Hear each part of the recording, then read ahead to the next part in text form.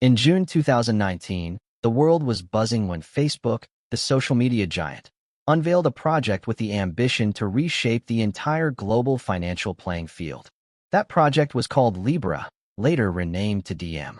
It was perhaps the most audacious and controversial effort ever undertaken by a technology corporation. The mission Libra set forth was extraordinarily noble: to create a simple, global payment system with breakthrough financial infrastructure to empower billions of people. The project's core focus was the 1.7 billion adults worldwide who remained outside the traditional banking system, people Facebook believed it could reach. Now Facebook was not just solving a social problem, but also potentially expanding its role from a mere social network into an essential financial utility, bringing billions of new users into its ecosystem.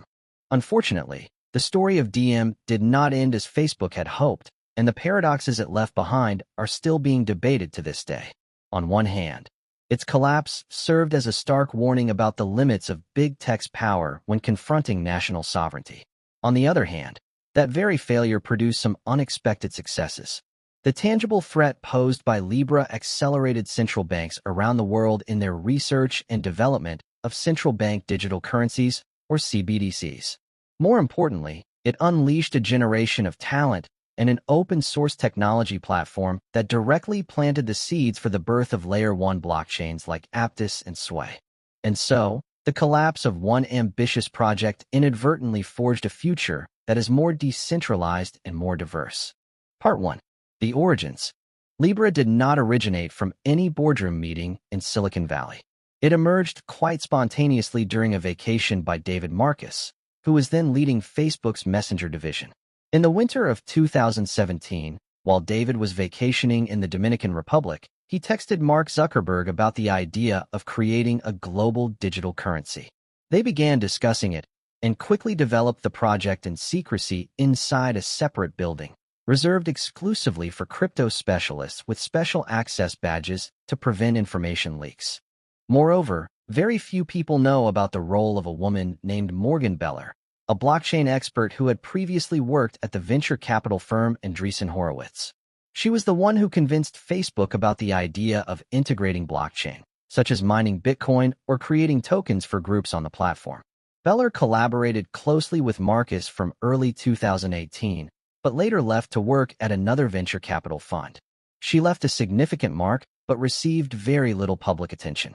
Interestingly, to avoid being seen as a project centered on the United States, they chose to establish the technical headquarters in Switzerland, even though most of the work was actually done in California. 1. Designing the Libra coin, a global stablecoin. Naturally, the Libra initiative was spearheaded by David Marcus, a seasoned executive in the financial technology space who had previously served as president of PayPal and later as vice president of messaging products at Facebook. Under his leadership, Libra was clearly defined. It was not an investment asset like Bitcoin, but rather a stable payment instrument with low volatility and low inflation, allowing users to move value as easily as sending a text message. To achieve that stability, Libra was designed as a stablecoin, with its value pegged to a real reserve asset. Initially, it was intended to be backed one-to-one by low-risk assets, including bank deposits and several reputable fiat currencies such as the USD, GBP, Euro, and JPY. This approach was a crucial innovation aimed at creating a truly global currency, one that was not tied to the economy of any single nation. However, this very ambition became its most controversial point. By creating a new unit of value issued by no nation-state, Libra directly challenged the monetary sovereignty of countries. This was a boundary that policymakers around the world would certainly never be willing to cede to a private company. 2. Governance structure. To counter the narrative that this was simply Facebook's money, the project was structured to delegate governance to the Libra Association, an independent nonprofit organization headquartered in Geneva, Switzerland. Under this arrangement, Facebook, through its subsidiary Calibra, later renamed Novi, would be just one member among many, with no greater control than any other member. The association launched with an impressive roster of 28 founding members, spanning from payment giants like MasterCard, PayPal, and Visa, to technology companies like Uber and Spotify, and even some adventurous telecommunications giants. Each member committed to investing a minimum of $10 million and operating a validator node on the network, providing legitimacy and a built-in distribution network from the very start. Nevertheless, this very model designed to demonstrate decentralization ultimately became a source of political pressure. What was once a strength transformed into a fatal weakness. The choice of Switzerland as headquarters raised suspicion. U.S. policymakers questioned whether this was a maneuver to dodge regulations by selecting a jurisdiction widely regarded as a financial haven. Although the governance model was designed to create decentralization, the reality was that Facebook had initiated, funded, and built the core technology. As such, Facebook became the most influential member, even if this was not officially reflected on paper. This created a paradox. While trying to distribute power on paper, the project could never escape the shadow of its creator. Part 2. The collapse. The story of Libra, later Diem, was not one of technological failure. It was an indictment of the collision between Silicon Valley's ambition and the supreme authority of nation-states. Its collapse began with a series of warnings that came almost instantaneously, signaling a war that Facebook's digital currency project stood no chance of winning. 1. The EU fires the first shot. The first shot came from Paris. Just minutes after the news broke, France's Finance Minister Bruno Le Maire, in an interview, declared unequivocally that Libra could not be allowed to become a sovereign currency. This reaction spread like wildfire. In Germany, lawmakers feared that Facebook could become a shadow bank, or even a central bank under its own control, a threat to the stability of the Eurozone. Bruno Le Maire declared in no uncertain terms that Libra was not welcome on European soil, and that together with Germany, they would act to block the project in order to protect their monetary sovereignty. 2. The United States government's response. If Europe's initial reaction was a declaration of war, then the U.S. congressional hearings in July 2019 were the central battlefield. These were not good faith inquiries seeking information. They were a public trial, where lawmakers dissected the project, not with the aim of understanding it, but to convict it. The most intense confrontation took place at the House Financial Services Committee, chaired by Chairwoman Maxine Waters. Waters, one of the most vocal critics of Libra, had repeatedly demanded a moratorium on the project and turned the hearing into a relentless interrogation. She bluntly rejected the notion that the Libra Association was a decentralized entity, stating emphatically, "The project is Facebook's idea. No member of the association has paid anything for the project." Her question was blunt and struck at the heart of what all of America was wondering. So why should we trust Facebook to carry out these activities? David Marcus, the head of the project, tried to reassure the committee, but every effort was in vain. Waters accused him of dodging questions and demanded a clear commitment to halt the project no fewer than 4 or 5 times. But Marcus refused to agree, a move that only deepened the committee's distrust. In the Senate, the atmosphere was no less tense. Senator Sherrod Brown invoked the painful memory of the 2008 financial crisis. He posed a question. If all of us think this is a bad idea, that means you should not go ahead with this launch. So will you continue? Lawmakers repeatedly cited Facebook's past scandals as evidence that the company could not be trusted to manage a global currency. Senator Martha McSally asked why they should trust Facebook given the track record of failures, breaches, and deceptions. Senator Sherrod Brown went further, comparing Facebook to a mischievous child who got hold of a box of matches, set the house on fire multiple times, and each time called the arson a learning experience. 3. Global concerns. The fierce backlash was not limited to the United States. The finance ministers and central bank governors of the G7 quickly concluded that Libra raised serious regulatory and systemic concerns. The core concerns of regulators worldwide could be summarized across 4 key areas. Data privacy. Given Facebook's history of handling user data, regulators worried about how financial data from the Calibra wallet would be used and whether it would be merged with social media data. Anti-money laundering and counter-terrorism financing. Authorities feared that a global payment network operating under a false guise could become a haven for illicit financial activities. Financial stability. There were concerns that Libra could grow to the scale of a systemically important financial institution. A mass withdrawal from Libra could trigger shocks rippling across the entire global financial system. Monetary sovereignty. The most critical concern was that Libra could undermine the ability of central banks to execute monetary policy and manage their economies, particularly in developing nations with weaker currencies. 4. The mass exodus of partners. The backlash against Libra was not merely a standalone reaction to a cryptocurrency project. It was the culmination of years of pent-up anger and distrust toward Facebook and the tech industry as a whole. Libra had become a lightning rod for all the fears about big tech's power, privacy violations, and arrogance. Furthermore, Libra had forced global regulators to confront existential questions about the nature of money in the digital age. It transformed theoretical discussions about stablecoins and private currencies into a tangible and imminent threat.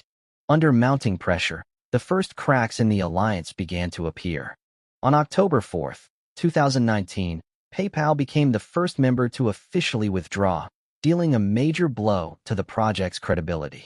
This departure was particularly damaging because David Marcus was a former president of PayPal. PayPal's withdrawal opened the floodgates for a domino effect. Just 1 week later, a wave of payment and e-commerce giants followed suit, including Visa, MasterCard, Stripe, eBay, and Mercado Pago. The entire payments pillar of the association collapsed within just a few days. These companies had faced direct political pressure, including warning letters from U.S. senators stating that continued participation could lead to heightened scrutiny of their entire business operations. The departure of partners exposed a fundamental flaw in Libra's model, the imbalance between risk and reward. Facebook/Meta stood to gain the most from Libra's success, while the payment partners bore significant risk without commensurate benefit. When pressure mounted, the cost-benefit analysis compelled them to retreat. Part 3. Repositioning as DM. Faced with regulatory onslaught and the collapse of the alliance, the project made one final effort to save itself through rebranding and scaling back its ambitions. 1. Renaming and narrowing the scope. In December 2020, the Libra Association officially renamed itself the DM Association, and the coin was renamed accordingly. The name DM comes from Latin, meaning day, chosen to signal a new day for the project. Of course, no one changes their mind just because of a name, especially not politicians with sharp, battle-hardened minds.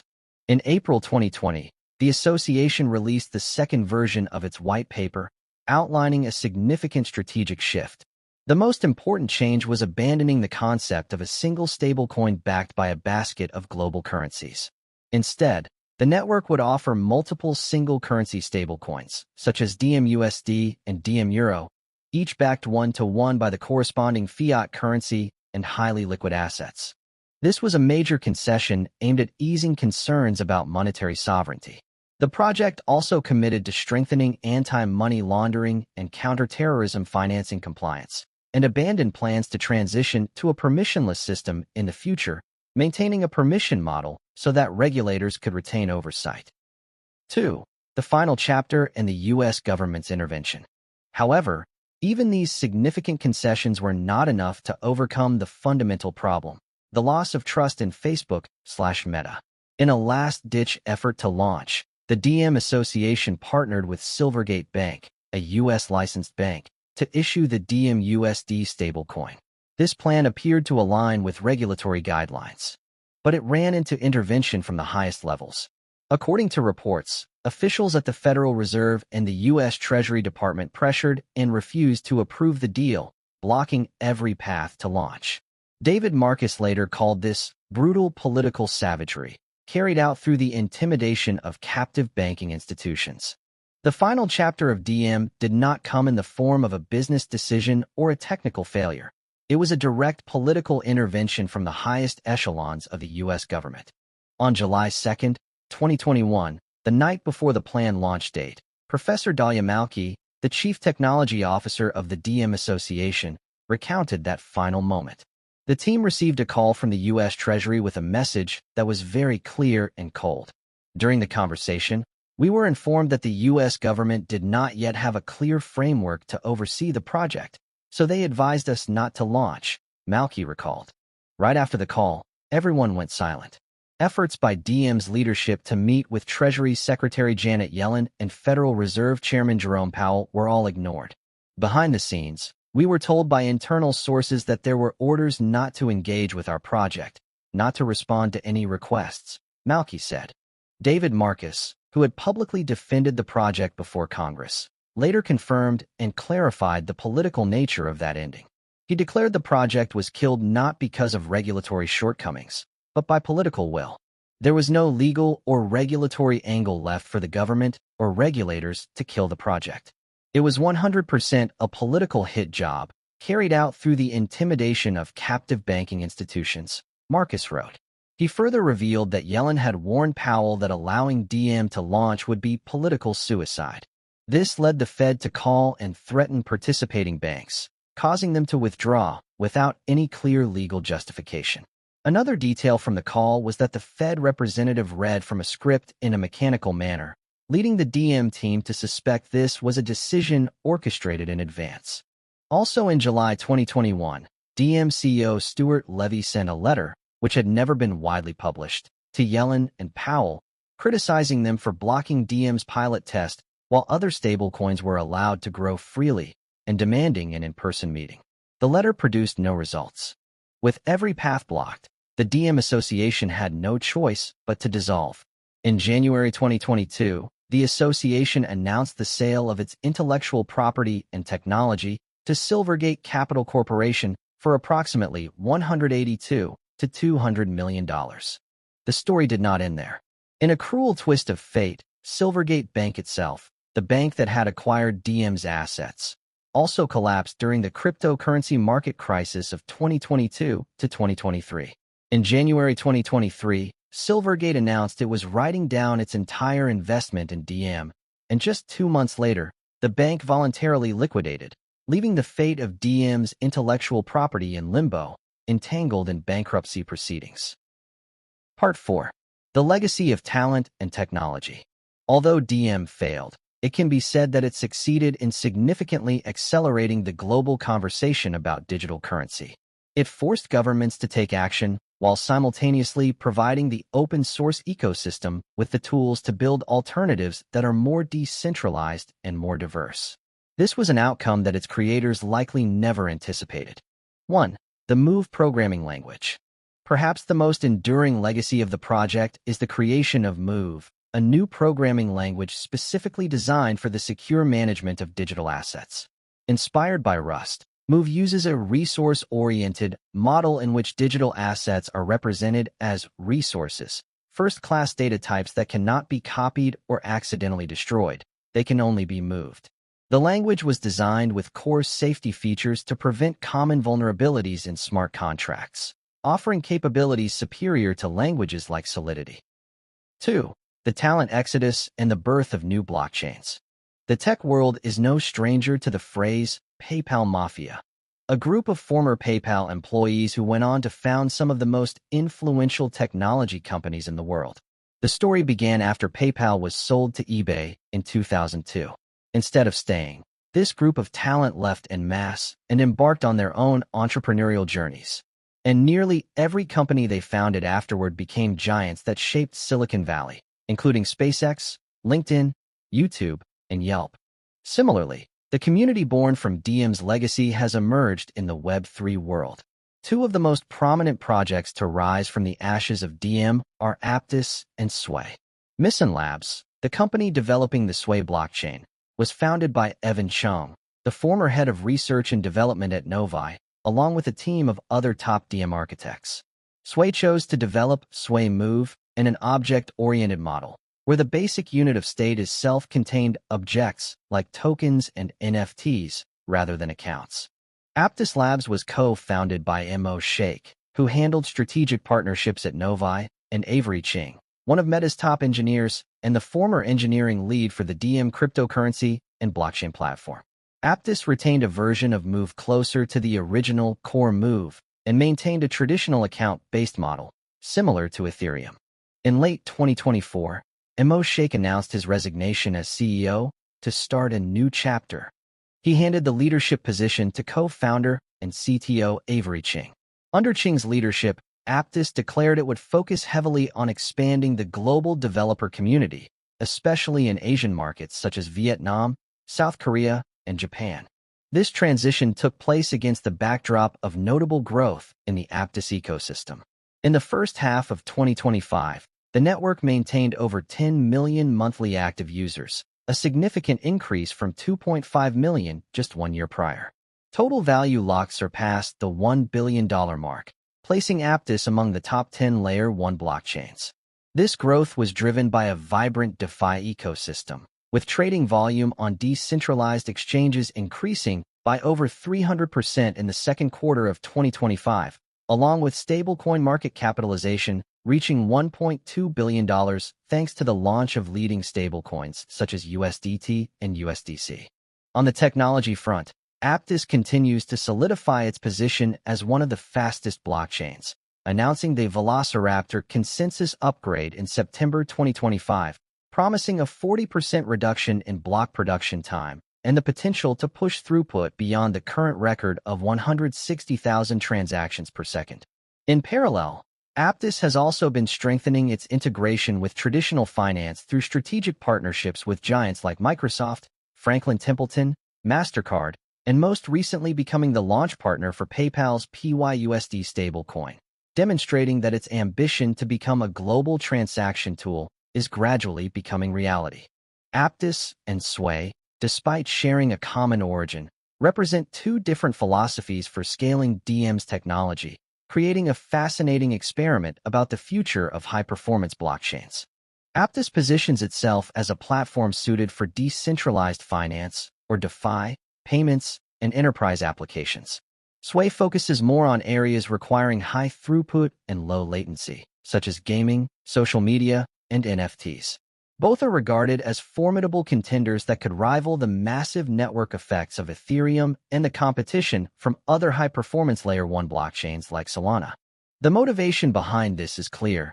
They wanted to strip away the bureaucracy of a large corporation and bring the technology to life independently, free from the burden of the Facebook brand. Part 5. Conclusion. The political attack on DM exposed the unwritten rules of the power game. It demonstrated that regulatory compliance is necessary but not sufficient. A project can meet every legal requirement and still be killed if it is perceived as a systemic threat to monetary sovereignty or financial stability. In the end, the war that DM provoked permanently altered the landscape for digital assets. The most immediate and far-reaching impact of Libra was its role as a catalyst for the development of central bank digital currencies, or CBDCs. The prospect of a private company with over 2 billion users issuing a global currency created a tangible threat that forced central banks to act. Senior officials publicly described Libra as a wake-up call. The failure of DM also accelerated the birth of a new generation of state-issued digital currencies, such as China's ECNY. Beyond that, the fierce resistance the project encountered directly spurred the creation of comprehensive regulatory frameworks, such as Europe's Markets in Crypto Assets Regulation, known as MiCA. This landmark legislation was designed to prevent another Libra from emerging, ensuring that any large-scale stablecoin in the future must operate within a strict legal framework controlled by the state. The shadow of Libra still lingers, serving as a constant reminder to policymakers. Any project with global ambitions in the future now faces the existential question: is it sufficiently decentralized to avoid becoming the target of a political attack? The collapse of DM was not a period at the end of a sentence. Its failure became one of the most important catalysts for innovation and the reshaping of the game in the next cycle. This was Capricorn Psychology. Patient minds, ancient questions, until the stars align again.